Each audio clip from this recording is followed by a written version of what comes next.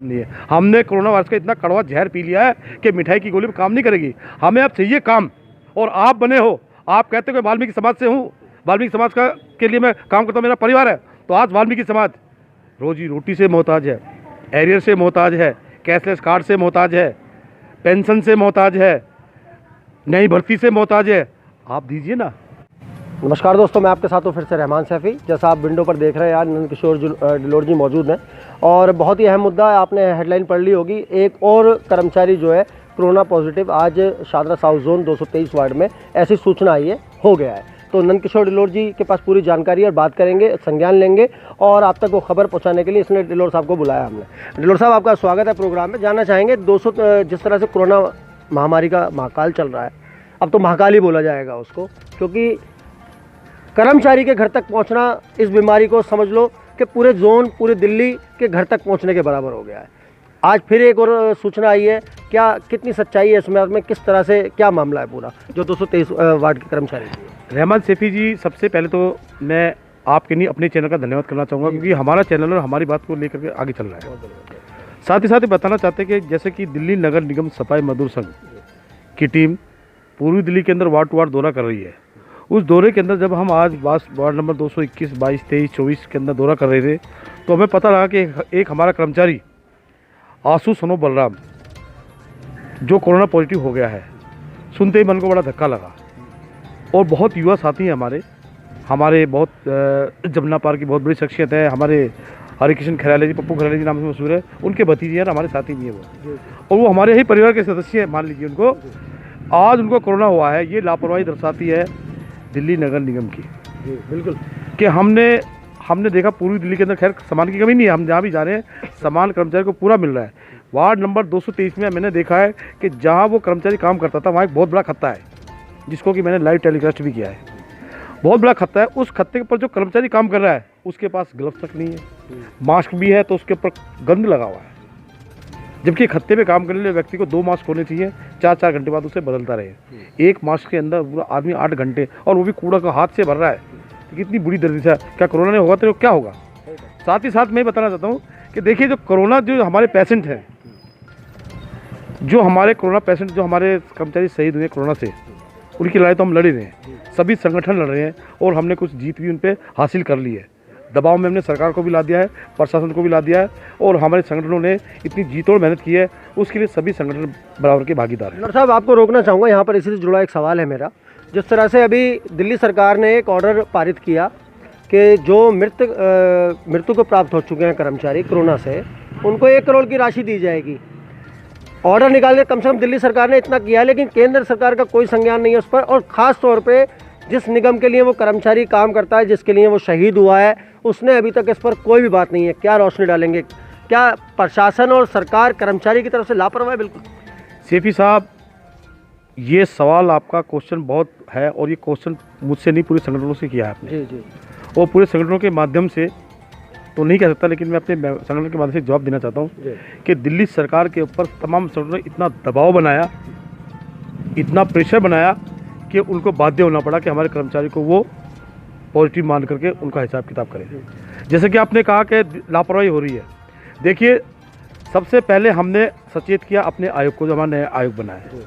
उस आयोग ने अपना काम किया है दिल्ली सरकार के मंत्री राजेंद्र पाल गौतम जी को। राजेंद्र पाल गौतम जी और आयोग ने मिलकर दिल्ली सरकार को ये पत्र लिखा था कि हमारे कर्मचारी को जो 1 करोड़ की सहायता राशि है वो मिलनी चाहिए।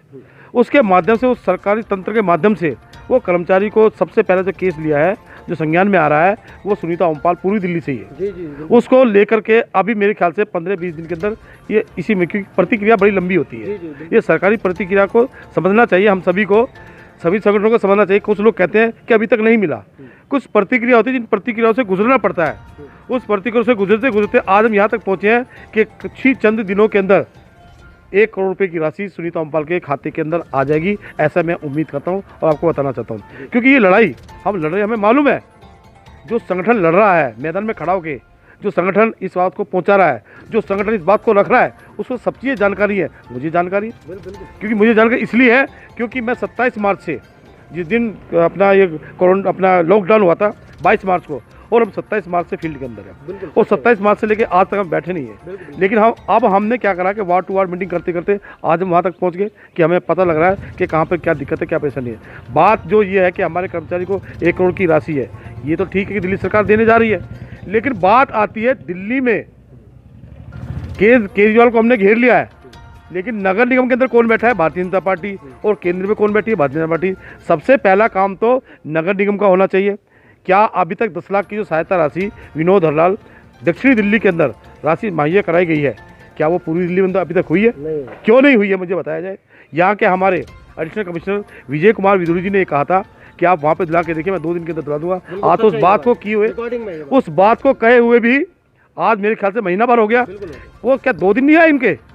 मैं अभी उनसे पूछेंगे जाकर के कि आपने जो वादा किया है, आप सामान देने का वादा किया, आप दे रहे हो, आपने हमारी सुरक्षा की बात की, आप कर रहे हो, लेकिन जब पैसे देने की बात आती है तब क्या आप लोगों की मां मर जाती है? क्योंकि पैसे की कमी नहीं है, पैसा जितना है नगर निगम के पास। क्योंकि सेफी जी कहने की बात नहीं है, दुनिया को पता है, या तो ये वाहवाही लूटने की बात है या कोरा ढकोसला है।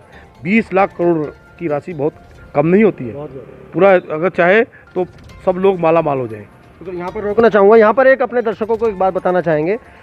डिलोर साहब ने अभी अपने संगठन के माध्यम से एक मुहिम चालू की है और बहुत तेज़ी के साथ उस मुहिम को लेकर चल रहे हैं। पिछले 1 महीने से बराबर देखा जा रहा है, शादरा नॉर्थ हो, चाहे शादरा साउथ हो या पूर्वी दिल्ली का कोई भी वार्ड हो, हर वार्ड में जा जाकर कर्मचारियों की समस्या पता कर रहे हैं और जो भी उनकी समस्याएं हैं उनको जो जिस तरह से भी हल हो सकती हैं उसको हल कर रहे हैं। और ख़ास तौर पे जो उपकरणों का मामला है, चाहे वो सैनिटाइज़र की बात हो या मास्क की बात हो या और कोई उपकरण हो, वो उन सब कर्मचारियों को मुहैया करा रहे हैं डिलोर साहब का संगठन पूरा और खुद डिलोर साहब।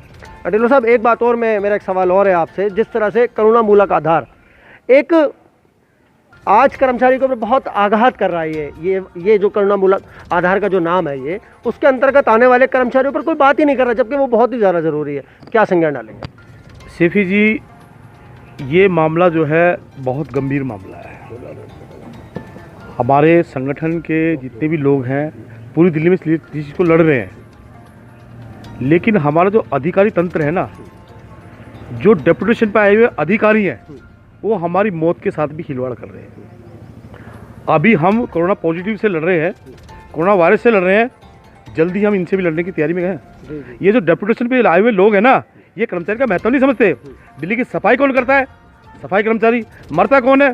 सफाई कर्मचारी। आपको कलम चलानी है, आपने वहाँ जाकर देखा है कभी किसी अधिकारी ने जाकर देखा है मौके के ऊपर कि इस कर्मचारी की मौत हुई है, कैसे हुई है? आज 2.5 साल से 3 साल से आज बोर्ड नहीं बैठा है, उस कर्मचारी का चूल्हा कैसे चल रहा है ये अधिकारी जानते हैं क्या? ये कमिश्नर जानती है क्या? अरे सीट पे बैठे हुए लोगों, आप घर के अंदर जो आप कहते हो मेरा परिवार है, आप ये कहते हो सफाई कर्मचारी मेरा अपना घर का सदस्य है, मेरा अपना सैनिक है। अरे आप सैनिक, आपका सैनिक भूखा मर रहा है, आपका सैनिक रोटी को मोहताज है, आपका सैनिक काम को मोहताज है, आपके सैनिक को काम नहीं मिल रहा, आप कहते हो सैनिक। किस मुंह से कहते हो आप सैनिक इसको? अरे सैनिक वो हमारा है, परिवार वो हमारा है। हम अपने परिवार को जाकर देख रहे हैं, मदद की जरूरत पड़ रही तो मदद भी कर रहे हैं, लेकिन ये लड़ाई जा रही है ना, आप अभी देखिए हमारे कुछ जो हमारे अधिकारी हैं वो सोच रहे हैं कि हम इनको नौकरी ना दें। तो मैं ये कहना चाहता हूँ पूरी तीनों निगमों को ये चेतावनी देना चाहता हूँ कि दिल्ली नगर निगम सफाई मजदूर संघ संगठन बेशक छोटा है, लेकिन जब सब संगठन मिलेंगे तो एक वजूद बड़ा बन जाता है।